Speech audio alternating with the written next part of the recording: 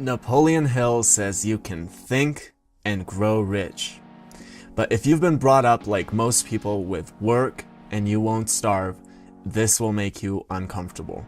You might think, that's just stupid, it can't be that easy.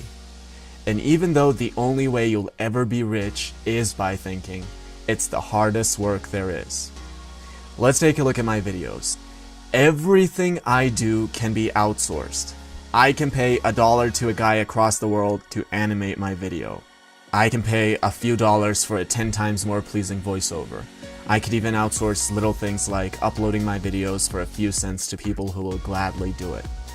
The only thing I cannot outsource is my thoughts. I cannot outsource my mindset for what needs to be animated and what needs to be said. Again, if I were to outsource it, the animation can be valued at a single dollar. A voiceover can be valued at a few dollars. All the little logistics can be valued at a few cents, but the value my thoughts can generate is literally only limited by my imagination.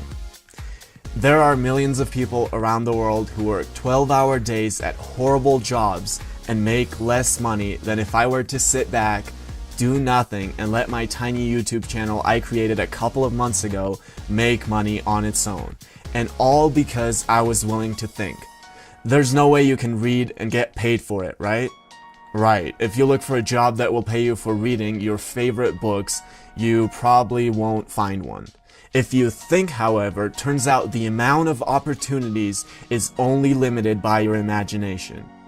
Again, the only advantage I have over the guy willing to animate my video for $1 is my thoughts. It's kind of crazy when you think about it that way. If he knew what to animate instead of how to animate, he wouldn't be making $1 for every $100 he makes for someone else.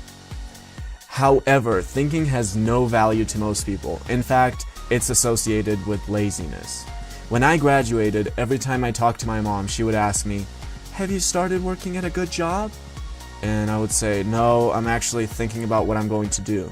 And she would say, "Okay, but you need to work."